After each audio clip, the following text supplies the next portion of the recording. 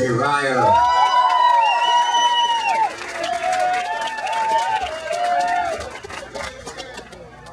Hi everybody, I'd like to thank you all for coming, joining in on Josh and Corinne's special day.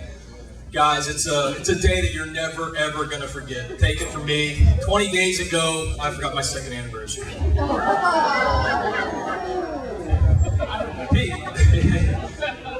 People say it only take one time forgetting your anniversary and your wife will never ever let you forget again, but I think that's bullshit because I'm over 2.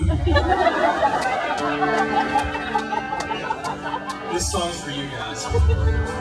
Josh, hopefully you have better luck remembering your anniversaries than I do. Now, when I was thinking about this speech, I didn't know which way to go. I didn't know whether I would be overly nice, a little bit edgy, whether I should be like roast Josh, whether I should say something funny about something one of the 5 of us did together or something like that.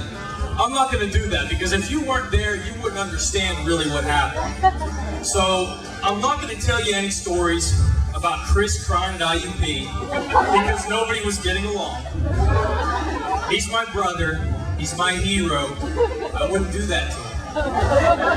I'm not going to say or tell you about the time that Barry beat the snot out of some kid who wanted to fight Josh and spelled out his name on the kid's face every time he hit him. Barry Rankin. Even gave him his phone number too. 2651432. Single ladies, it's not his number anymore. You can call him. Tim, I don't know why you're laughing. I'm not going to tell anybody about the time you were on the 12th floor of a Pittsburgh apartment building throwing beer bottles onto Route 579. Your secret's safe with me, man. Here I come, Josh. Certainly not going to say anything bad about Josh. I won't tell anybody that I've watched you puke 2 times the last 3 weeks. Or you got a running start and ran straight through a hedge that was 30 foot long, 2 foot high, 3 foot wide, all in front of your co-workers, mind you. This was his friend's house, too. I'm glad I don't have any hedges at my house. I'm not going to tell you stories about the numerous concert venues I've been to across 3 states that involve Josh and his urine. It would be embarrassing. It's his reception, for God's sake. Sure as hell not going to tell you or read you any stories from Penthouse. He's written hundreds of letters to the magazine Penthouse through the years. I don't want to read any of those either. Well, maybe I'll read one.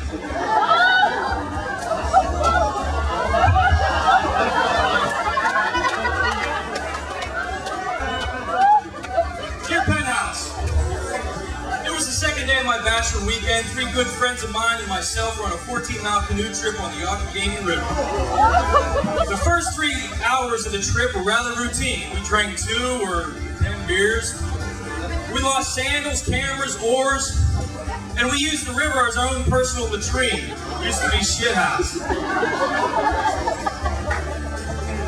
It wasn't until the 4th hour of our trip that something happened that only happens in fantasies. Let me say that this was a beautiful Sunday, but not nearly as beautiful as the 4 women we were about to encounter. As we continuously rowed down the river, we approached an island in the middle of the river. We decided to relax on the island, so we pulled our canoes up on shore. Just then, 4 gorgeous nude women came running out of the woods. Their bodies were impeccable, their breasts were huge and spherical, their buttocks were perfectly sculpted. Without hesitation, this is Josh talking now, so if I say hi, that means him. I approached these women with my boys not far behind, and I said, "How you doing?" He's Italian, you know. One woman responded by saying, "We've been waiting all day for 4 young, strong, well-endowed men to come along and rock our world." Quickly, without thinking, I said, "Girls, it's your lucky day." I saw 4 young, attractive, well-endowed men about a mile back. They'll be here in about 15 minutes. See you later.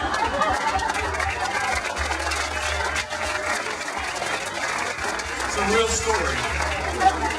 Josh wrote.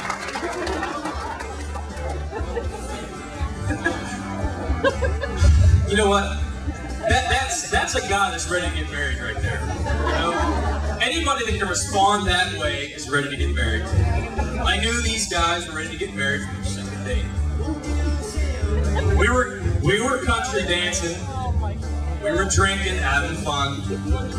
The thing that made them perfect for each other, by the end of the night, they were both holding each other's hair back and simultaneously vomiting. It's a match made in heaven right there. Nothing says level like.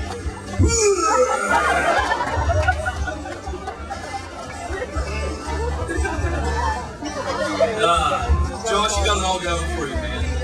You're a lucky guy, you got great friends, great family. Beautiful new wife. This is the kicker. Beautiful new wife. She's attractive. She's gorgeous. You know, Corinne, sorry to say, well, you get Josh. It's a hell of a dress you got on. Oh man, Josh. Enough kidding around though, man. The times we've had together, I wouldn't trade for anything in the world. Memories are irreplaceable. Times we've had in high school, playing volleyball together, going golfing, screwing around, just hanging out, playing video games, college parties, Steeler games. Go way back, man. Lost my virginity, your cousin, for Christ's sake. Tim, you were there. I'm just kidding. It was Barry that was in. Alright, I gotta come clean here. All four of these guys were here. Joe was there too, and he was filming just like he is right now. This is how it went. Joe's like, roll it! Cut! Nice job, Beach.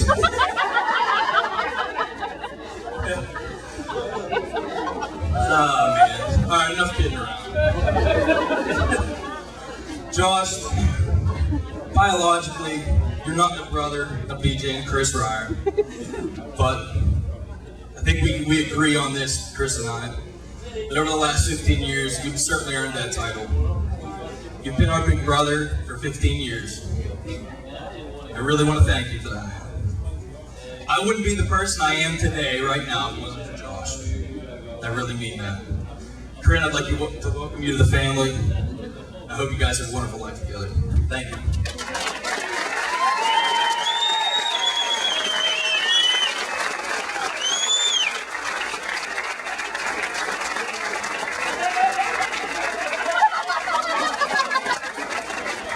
Say that to the mic.